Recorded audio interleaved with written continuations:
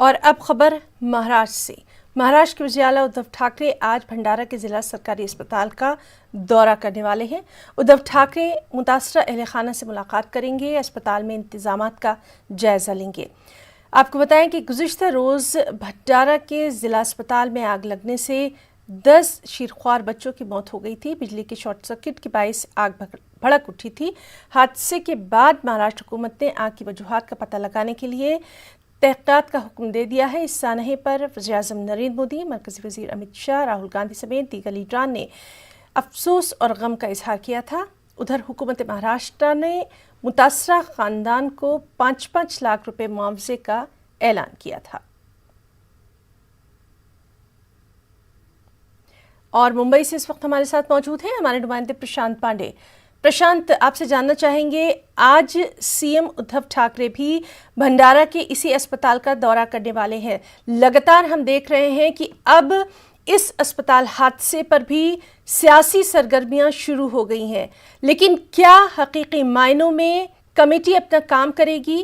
क्या आइंदा इस तरह के हादसे पेश ना आए, इसकी जानिब कोई कदम उठाया जाएगा?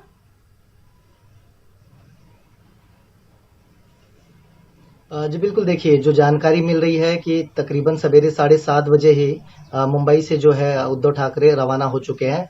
वो तकरीबन 12:15 बजे के आसपास नागपुर एयरपोर्ट पर पहुंचेंगे। उसके बाद वो अस्पताल तकरीबन 12:55 पर पहुंचेंगे। वहां पर अस्पताल का जायजा लेंगे। सबसे बड़ी बात मैं आपको यहाँ बताना चाहता हूँ कि जो जानकारी अब सामने मिलकर आ रही है, जिस यूनिट में नवजात शिशुओं को रखा गया था वहां पर सबसे पहले फायर अलार्म नहीं था। यानी अगर वहां पर जब धुआं निकला, अगर फायर अलार्म होता तो अलार्म बजता और मौके पर जो है बचाव कार्य जल्दी पहुंचते लोग, और काम में हो सकता है कि वहां पर लापरवाही जो हुई थी उससे कहीं ना कहीं बचाया जा सकता था। जो नवजात शिशुओं की मौत हुई है वो जो आंकड़े हैं कम हो सकते थे, या हो सकता था कि सभी बच जाते, क्योंकि जब शॉर्ट सर्किट से धुआं हुआ तो वहां फायर अलार्म नहीं था, और जिसकी वजह से जब धुएं की संख्या ज्यादा बढ़ गई, उसके बाद जब लोगों ने देखा तो वहां पर जाकर पहुंचे और उसके बाद जो है राहत बचाव का काम शुरू किया गया। सबसे पहली बात। और दूसरी बात, जिस तरह से आप कह रहे हैं कि राजनीति का दौर तो कल से शुरू हो गया था, जिस तरह से मैंने कहा कि जब भी हम इस तरह के हादसे देखते हैं तो उसके बाद मुआवजे का ऐलान कर दिया जाता है, इंक्वायरी बिठा दी जाती है, यहां तक कि ऑडिट निकाल लिया जाता है कि भैया निकाल दीजिए कितने अस्पताल में फायर अलार्म्स है, नॉर्म्स है या एनओसी नहीं है। लेकिन उसके बाद सारे मामले धरे के धरे रह जाते हैं। इस मामले में आपको बता दूं कि 30 घंटे के वक्त बीत चुके हैं, लेकिन अभी तक एफआईआर दर्ज नहीं हुआ है, ना ही कोई अभी तक इंक्वायरी जो है सेटअप की गई है, ना ही किसी के ऊपर कोई कार्रवाई की गई है।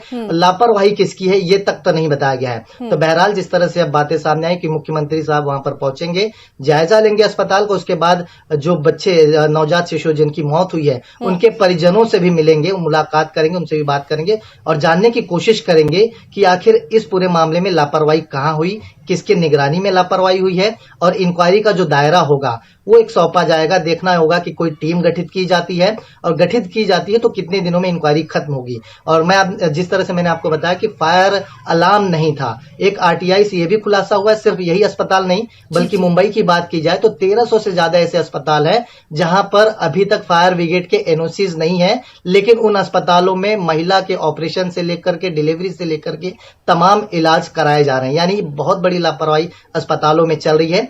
देखना ही होगा कि इस मामले के बाद प्रशासन कोई सीख लेती है, ठोस कदम उठाते हैं, ठोस नॉर्म्स निकालते हैं, इन सारी चीजों को देखना होगा। बहरहाल जब मुख्यमंत्री आज अस्पताल में पहुंचेंगे तो देखना होगा कि क्या कुछ आगे की कार्रवाई होती है। जी प्रशांत, आपने बिल्कुल सही कहा। और जिस तरह से बात ऑडिट की जाए, कल भी हमने देखा था कि कई सियासी लीडरान के ये बयानात आए थे, यहाँ तक कि देवेंद्र फडणवीस ने भी ये बात कही थी कि फायर ऑडिट अस्पतालों में जरूर होना चाहिए। इस जानिब कोई ठोस कदम क्यों नहीं अब तक उठाया गया?